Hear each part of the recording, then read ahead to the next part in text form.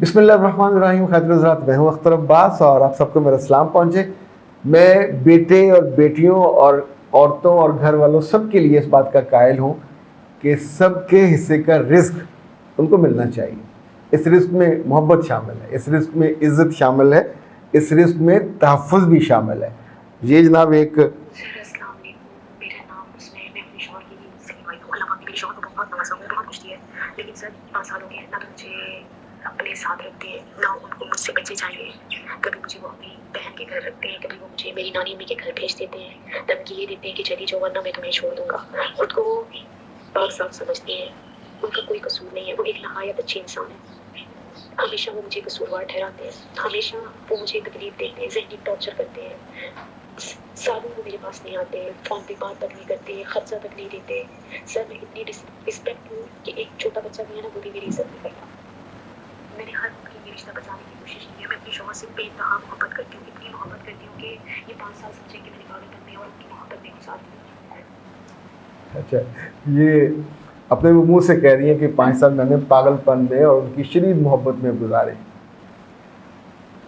जो सरकारी मुलाजिम, चाहे वो पुलिस में हो, इरिगेशन में हो, जो मुख्तलिफ डिपार्टमेंट्स हैं, इनके पास अपने सरकारी घर होते हैं, आसानी होती है, तो ये ज़रूर ऐसी बच्चियों से निकाह करते हैं कि जिनके आगे पीछे कोई नहीं होता। और एक जो अपनी ज़रूरत के मज़ा के उसके लिए वो कर लेते हैं, मगर मर्दों की तरह ये खड़े होने के कभी काबिल नहीं होते। ये अपनी बीवियों के आगे, अपने ख़ानदान के आगे कभी भी सर उठा के मर्दों की तरह स्टैंड नहीं ले पाते। अपनी इस बीवी को ओन करना इनके लिए अजाब हो जाता है।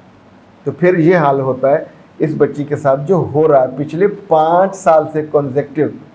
अच्छा, वो जो जुमले हैं वो सुनिए ज़रा। वो कहती हैं बहुत अच्छे और मेरे पास आते नहीं हैं, बहुत अच्छे हैं, मुझे जेब खर्च नहीं देते, बहुत अच्छे हैं, मुझे उन्होंने घर लेके नहीं दिया, बहुत अच्छे हैं, नानी के घर फेंका हुआ है, बहुत अच्छे हैं, नानी पैसे मांगती है कि मेरी कौन सी कमाई है तो मैं इसका बोझ उठा रही हूँ, मगर वो नहीं देते, बहुत अच्छे हैं, जब जी चाहे बेइज्जती कर देते हैं, बहुत अच्छे हैं, ओन नहीं करते, घर वालों से नहीं मिलवाते, बहुत अच्छे हैं।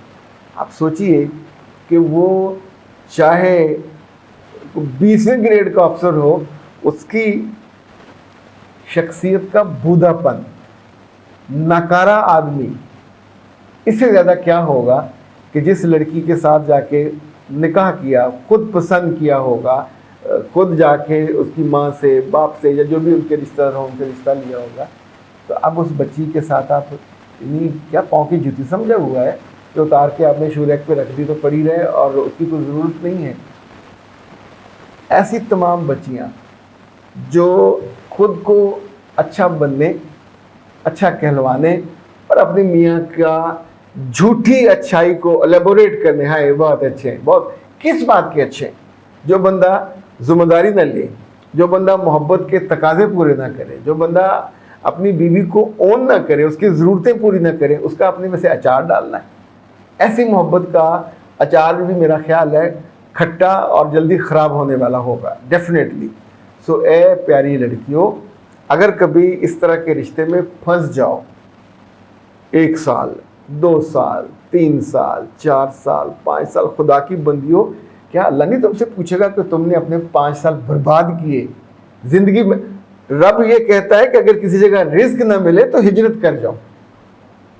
मैं अपनी ज़िंदगी में ये सीखा कि जहाँ आपकी इज्जत ना हो, जहाँ आपकी वक़्त ना हो, नौकरी छोड़ दो, वहाँ कभी आपको नहीं रहना चाहिए, वहाँ से नई जगह चले जाए। रिस्क देने वाला रब है, उसने आपका रिस्क रखा हुआ, रिस्क आपके पीछे आएगा। और अगर आपको इस बंदे ने, वैसे 100 गल्लां दी इक्को गल तो बहुते पानी दा इक्को हल, कभी दूसरी शादी वाले से नहीं, जिसकी पहली शादी मौजूद हो, बच्चे भी हों, इन साहब के 5-6 बच्चे भी होंगे डेफिनेटली, मेरे बच्चे कभी बेवकूफ़ ना बना करो। कल में वो इंडिया की एक गुलकारा है, चौहान करके उसका नाम है, हिंदी चौहान, औखा सा नाम है, ओके। उसने 17 साल की उम्र में गुलकारा बनी, मशहूर हो गई। तो 1-2 साल के बाद अपनी माँ बाप की मर्जी के बिना अपने से 12-14 साल बड़े एक बंदे से शादी कर ली, वो भी फिल्म इंडस्ट्री में था। 1 साल नहीं चली। यानी आप इतने अरूज पे जब डिसरिस्पेक्ट होते हैं, डिसरिगार्ड होते हैं, तो आपकी वो जो खूबी है वो भी कुमला जाती है। फिर कई सालों के ऐसे ऊंच नीच जवाल के बाद अब फिर वो किसी और से शादी करी। उसकी मैंने फ़ोटो देखी तो वो भी कोई बुढ़ा आदमी था, कोई नौजवान नहीं था। गलती के बाद फिर गलती, ये कौन सी अक्लमंदी, नहीं करनी चाहिए। ओके, तो इन खातून के लिए मेरा मशवरा ये है कि मेरे बच्चे फ़ौरन से पहले किसी जगह जहाँ जॉब मिलती है, जॉब करो, पढ़ी लिखी हो आप, और वहाँ जाके बताने की ज़रूरत भी नहीं है। अगर उसको आपकी ज़रूरत होगी तो पीछा करेगा, कहेगा क्यों जॉब कर रही हो, तो फिर कहिएगा ठीक है कि हाँ घर लेके दें, जिम्मेदारी उठाएं, इतना मेरा खर्चा वो करे, मैं आपके लिए वफादार हूँ, हाजिर हूँ। लेकिन मैं गली में पड़ा हुआ कख नहीं हूँ कि रौंदी जाऊँ।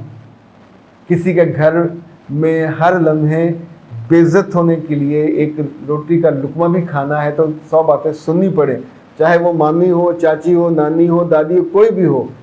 ये उनका फ़र्ज़ नहीं है कि किसी की बीवी को, जब तक रिश्ता उनका बराह रास्त होता बच्चे संभाले जाते हैं, लेकिन जब रिश्ता किसी और के साथ जुड़ जाए फिर उसकी ज़िम्मेदारी कोई और नहीं लेता। ये बदअखलाकी नहीं है, ये एक ज़िम्मेदारी का मामला है। तो जिसके साथ आपने जीना है उनसे इज़्ज़त भी लें, उनसे मोहब्बत भी लें, और ये जो आपका धीरे धीरे आपने अपना सेल्फ इमेज बर्बाद कर लिया है, आपको ना तो सेल्फ रिस्पेक्ट बाकी बची है, ना सेल्फ इस्टीम बाकी बची है। ये याद रखिएगा कि इतना कुछ सहने के बावजूद अब कह रहे हैं हाय ये तो बहुत अच्छा है, ये कुछ चाँद है, अगर है भी तो गनाया हुआ, ज़वाल ज़दा, दागों से भरा हुआ।